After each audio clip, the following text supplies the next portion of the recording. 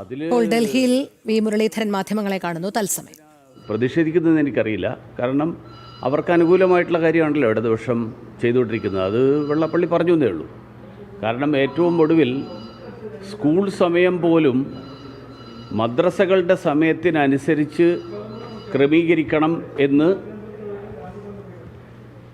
മതസംഘടനകൾ നിർദ്ദേശിക്കുന്ന തലത്തിലേക്കും അത് സർക്കാർ അംഗീകരിക്കുന്ന തലത്തിലേക്കും എത്തിയിരിക്കുകയാണ്. അപ്പോൾ അങ്ങനെയൊരു സാഹചര്യം കേരളത്തിലെ എല്ലാ കാര്യങ്ങളും ഈ ഇടതുപക്ഷ സർക്കാരിൻ്റെ കാലത്ത് പ്രത്യേകിച്ച് മതസംഘടനകൾ ഒരു പ്രത്യേക സമുദായത്തിൻ്റെ സംഘടനകൾ, ആ സമുദായത്തിൽ പെടുന്ന ആളുകൾ, ആ മതത്തിൽ പെടുന്ന ആളുകൾ, അവർ എടുക്കുന്ന നിലപാടുകൾ, ആ നിലപാടുകൾക്കനുസരിച്ച് സർക്കാർ പ്രവർത്തിക്കുന്ന ഒരു സാഹചര്യം, ആ സാഹചര്യം ഉണ്ട് എന്നുള്ളത് എല്ലാവർക്കും അറിയാം. ആ യാഥാർത്ഥ്യം വെള്ളാപ്പള്ളി പറഞ്ഞു എന്നുള്ളതിൽ ഇവരാരും പ്രതിഷേധിക്കേണ്ട കാര്യമില്ല. പക്ഷേ എനിക്ക് മനസ്സിലാവാത്ത കാര്യം, കാന്തപുരവും അല്ലെങ്കിൽ മുസ്ലിം ലീഗും ഒക്കെ പറയുന്നതിന് അവരുടേതായിട്ടുള്ള കാരണങ്ങളുണ്ടാവും. അവർക്ക് കാര്യങ്ങളൊക്കെ നടക്കണം, പക്ഷേ അത് പുറത്ത് ജനങ്ങൾ അറിയരുത് എന്ന് താല്പര്യമുണ്ടാവും. പക്ഷേ പ്രതിപക്ഷ നേതാവിന് എന്തിനാണ് പൊള്ളുന്നതെന്ന് എനിക്ക് മനസ്സിലാവുന്നില്ല. കാരണം സർക്കാരിൻ്റെ നിലപാടുകൾക്കെതിരായിട്ട് സർക്കാരിൻ്റെ സമീപനത്തിലെ തെറ്റായിട്ടുള്ള പ്രവണതകൾ, ആ പ്രവണതകൾ വെള്ളാപ്പള്ളി പറയുമ്പോൾ പ്രതിപക്ഷ നേതാവിന് പൊള്ളുന്നതിൻ്റെ കാരണം എന്താണ്? അതോ പ്രതിപക്ഷ നേതാവിന് മുസ്ലിം ലീഗിൻ്റെ തീരുമാനത്തിനപ്പുറത്തും മുസ്ലിം ലീഗ് വരക്കുന്ന വരക്കപ്പുറത്തും ഒരു ഇഞ്ച് പോലും പോകാൻ ധൈര്യമില്ല, കഴിവില്ല, തൻ്റെ ഇടമില്ല എന്നുള്ളത് കൊണ്ടാണോ പ്രതിപക്ഷ നേതാവ് ഇങ്ങനെയൊരു പ്രസ്താവനയും അദ്ദേഹത്തിൻ്റെ എതിർപ്പുമായിട്ട് രംഗത്ത് വരുന്നതെന്നാണ് എനിക്ക് മനസ്സിലാവാത്ത കാര്യം. കേരളം ആര് ഭരിക്കണം എന്നൊക്കെ തീരുമാനിക്കുന്നത് ഈ മതസംഘടനകളാണെന്നും അതുപോലെ തന്നെ ഈ അത്തരത്തിൽ ഒരു ന്യൂനപക്ഷ വിരുദ്ധമായിട്ടുള്ള ഒരു പ്രസ്താവന അല്ല, അതൊരു യാഥാർത്ഥ്യം പറഞ്ഞു എന്നല്ല. അത് അതായത് വസ്തുതകൾ പറയുമ്പോൾ അത് ആർക്കെതിരെ ആർക്ക് അനുകൂലം എന്നുള്ളതല്ല, വസ്തുതകൾ പറഞ്ഞു. അത് ആരെങ്കിലും എതിരായിട്ടോ ആരെങ്കിലും അനുകൂലമായിട്ടാണോ എന്ന് നോക്കിയിട്ട് വസ്തുതകൾ പറയാൻ പറ്റില്ലല്ലോ. വസ്തുതകൾ പറയുമ്പം വസ്തുതകൾ പറയും, അത് യാഥാർത്ഥ്യമാണ്. ആ യാഥാർത്ഥ്യമല്ല എന്നുള്ളത് സർക്കാർ നിലപാടുകളിലൂടെയാണ് അല്ലെങ്കിൽ സർക്കാരിൻ്റെ സമീപനങ്ങളിലൂടെയാണ് അത് തിരുത്തേണ്ടത്. അല്ലാതെ സർക്കാർ ഇതെല്ലാം ചെയ്യുകയും അതിനുശേഷം അതാരും പുറത്തു പറയാൻ പാടില്ല എന്നുള്ള ഒരു കാഴ്ചപ്പാട്, അങ്ങനെ ഒരു നിലപാടെടുക്കുകയും ചെയ്യുമ്പോൾ അത് ചിലപ്പോൾ എല്ലാവരും അംഗീകരിക്കണമെന്നില്ല.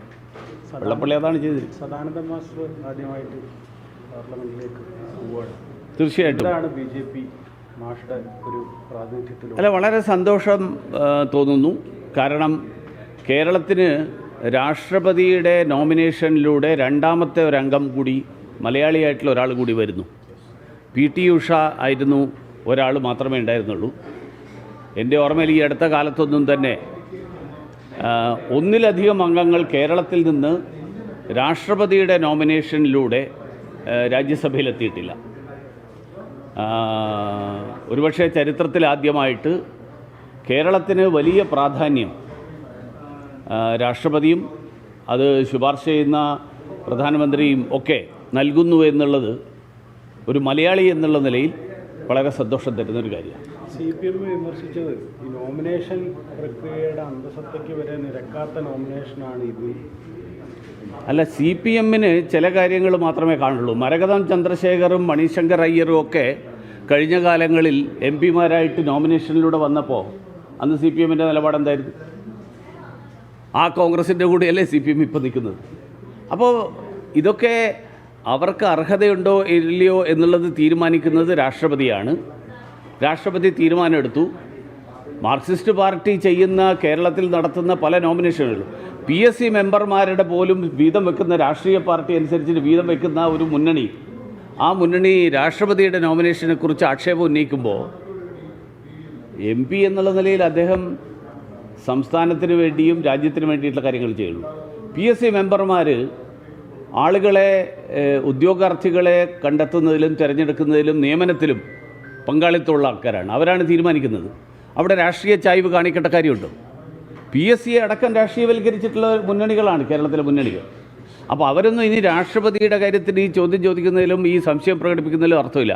ആദ്യം സ്വന്തം മുഖം കണ്ണാടിയിൽ നോക്കിയിട്ട് അത് എങ്ങനെയുണ്ടെന്ന് മനസ്സിലാക്കുക. അതുപോലെ തന്നെ ഇപ്പോൾ സർവകലാശാല വിഷയത്തിൽ ഇപ്പോൾ ഗവർണറെ നേരിട്ട് പോയി മുഖ്യമന്ത്രി ചർച്ച നടത്തുന്നു. ഒരു എന്താണ് BJP കാരണം ഗവർണറെ സംബന്ധിച്ച് ഗവർണർ ഇത്രയും രീതിയിൽ വിമർശിക്കുകയും പിന്നെ മുഖ്യമന്ത്രി പോയി കാണുകയും ചെയ്യുന്നത് ഒത്തുതീർപ്പല്ലേ? അല്ല, അത് മുഖ്യമന്ത്രി ഗവർണറെ കാണുന്നത് എന്തിനാണെന്ന് എനിക്കറിയില്ല. അത് ഗവർണറോ മുഖ്യമന്ത്രിയാണ് പറയേണ്ടത്. ഞാൻ ഇവർ രണ്ടുപേരുടെയും വക്താവല്ല. അല്ല, ഒത്തുതീർപ്പാണോ? അല്ല, ഗവർണർ മുഖ്യമന്ത്രിയെ കാണുന്നത് ആണ് ഒരുപക്ഷെ പ്രോട്ടോക്കോളിന് വിരുദ്ധമാണെന്ന് വേണം പറയാം. പക്ഷേ ഈ ഗവർണർ അദ്ദേഹത്തെ അങ്ങോട്ട് പോയി കണ്ടിട്ടുണ്ട്. മുഖ്യമന്ത്രി ഗവർണറെ കാണുന്നത് സാധാരണഗതിയിൽ സംസ്ഥാനത്തിൻ്റെ ഭരണത്തിൻ്റെ തലവൻ എന്നുള്ള നിലയിൽ മുഖ്യമന്ത്രി സംസ്ഥാനത്ത് നടക്കുന്ന കാര്യങ്ങൾ ഗവർണറെ സമയാസമയങ്ങളിൽ ധരിപ്പിക്കുക എന്നുള്ളൊരു ഉത്തരവാദിത്വമുണ്ട്. അത് ഭരണഘടനാപരമായിട്ടുള്ള ഉത്തരവാദിത്തമാണ്. അത് നിറവേറ്റാണ് അദ്ദേഹം പോകുന്നതെങ്കിൽ അതിലൊരു തെറ്റുമില്ല. അതിനപ്പുറത്ത് വല്ലതുണ്ടെങ്കിൽ അത് അവർ രണ്ടുപേരിൽ ആരെങ്കിലും ഒരാൾ പറഞ്ഞാലേ നമുക്കറിയാൻ പറ്റുള്ളൂ. അതായത് ഈ വെള്ളാപ്പള്ളിയുടെ വിഷയത്തിൽ ഈ പല ഭാഗത്തു നിന്ന് ഈ വിമർശനങ്ങൾ വരുന്നുണ്ട്. അതിനെ എങ്ങനെയാണ് കാണുന്നത്? വെള്ളാപ്പള്ളി പറഞ്ഞതിനെതിരെ അല്ല, അത് ഞാൻ ആദ്യമേ പറഞ്ഞു. ഞാൻ പറഞ്ഞത് വെള്ളാപ്പള്ളി പറഞ്ഞത് ഒരു സാമൂഹിക യാഥാർത്ഥ്യമാണ് കേരളത്തിലെ. കാരണം കേരളത്തിൽ ഒരു പ്രത്യേക മതത്തിൽപ്പെടുന്ന ആളുകൾക്ക് എല്ലാ കാര്യങ്ങളും തീരുമാനിക്കാനുള്ള അധികാരമുണ്ടാകുന്നു. അവരുടെ നിർദ്ദേശങ്ങൾക്കനുസരിച്ചിട്ട് ഇടതുപക്ഷ മുന്നണി സർക്കാർ എല്ലാ തീരുമാനങ്ങളും എടുക്കുന്നു. അതൊരു നിലവിലുള്ള യാഥാർത്ഥ്യമാണ്. ഇപ്പോൾ ഏറ്റവും ഒടുവിൽ സ്കൂൾ സമയമാറ്റത്തിൻ്റെ വിഷയം വന്നപ്പോഴും അത് അവരുടെ മതപഠനത്തെ ബാധിക്കുമെന്ന് പറഞ്ഞുകൊണ്ട് പൊതുവിദ്യാഭ്യാസത്തിൻ്റെ സമയക്രമം ഒരു മതത്തിൻ്റെ സമയക്രമത്തിനനുസരിച്ച് ക്രമീകരിക്കണം എന്നുള്ള നിലപാട്, ആ നിലപാടെടുക്കുന്നത് ആണ് വെള്ളാപ്പള്ളി പറഞ്ഞതിൻ്റെ അർത്ഥമായിട്ട് ഞാൻ മനസ്സിലാക്കുന്നത്. അതിൽ പക്ഷേ എനിക്ക് ഏറ്റവും വലിയ അത്ഭുതം ഈ പ്രതിപക്ഷ നേതാവിന് എന്തിനാ പൊള്ളുന്നത് എന്നുള്ളതാണ്. അത് ഒരൊറ്റ കാരണമേ എനിക്ക് മനസ്സിലാക്കാൻ കഴിയുന്നുള്ളൂ. കാരണം മുസ്ലിം ലീഗ് വരയ്ക്കുന്ന വരക്കപ്പുറത്തേക്ക് ഒരടി പോലും വെക്കാൻ ഇപ്പോഴത്തെ പ്രതിപക്ഷ നേതാവിന് ധൈര്യമില്ലാത്തതോ തൻ്റെ ഇടമില്ലാത്തതോ കാണണമായിരിക്കണം. ഒറ്റ കാര്യം ചോദിച്ചോട്ടെ, മുസ്ലിം വിഭാഗത്തിൻ്റെ ഹിതത്തിനനുസരിച്ചാണോ സംസ്ഥാന സർക്കാർ പ്രവർത്തിക്കുന്നത്? അല്ല, അതാണല്ലോ ഞാൻ പറഞ്ഞത്. മദ്രസ സമയം എന്ന് പറഞ്ഞു കഴിഞ്ഞാൽ ആരൊക്കെയാണ് മദ്രസയിൽ പഠിക്കുന്നതെന്ന് വെച്ച് കഴിഞ്ഞാൽ അവർ അത്രേ ഉള്ളൂ. അല്ല, അതിപ്പോൾ ചർച്ചയ്ക്ക് നേരത്തെ ആദ്യം പറഞ്ഞിരുന്നത് എന്താ? ഒരു മാറ്റവും ഇല്ല. രണ്ടാമത്തെ ദിവസം കഴിഞ്ഞപ്പോൾ ചർച്ച. പണ്ട് 5ാം മന്ത്രിയുടെ കാലത്ത് ഇത് തന്നെയാണ് നടന്നത്. 5ാം മന്ത്രിയുടെ കാലത്ത് പറഞ്ഞിരുന്നത്, 5ാം മന്ത്രി ആവശ്യപ്പെട്ട് പ്രഖ്യാപിച്ചപ്പോൾ പറഞ്ഞത് കോൺഗ്രസ് ഒരു നിലപാടിലും മാറ്റം വരുത്തില്ല. പിന്നീട് എന്തായി നമ്മൾ കണ്ടതല്ലേ. അത് തന്നെയാണ് ഇടതുപക്ഷം. ഒന്ന് ഈ സ്കൂൾ സമയമാറ്റവുമായി ബന്ധപ്പെട്ടിട്ട് ഇപ്പം മന്ത്രി തന്നെ പറഞ്ഞത്